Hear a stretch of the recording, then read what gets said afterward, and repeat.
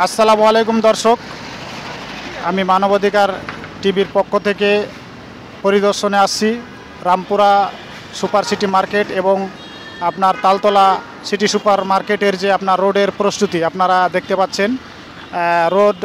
রোডের যে প্রস্তুতি আমরা দেখছি, ঈদ উপলক্ষে যে আপনার একটা বিশেষ যে জ্যাম হওয়ার কথা, সে জ্যাম কিন্তু নাই। খুব নিরিবিলি পরিবেশে গাড়ি চলাচল হচ্ছে এবং সেক্ষেত্রে রোডের যে আপনার দায়িত্বে ট্রাফিক, তারাও খুব সুন্দরভাবে তাদের দায়িত্ব পালন করতেছে।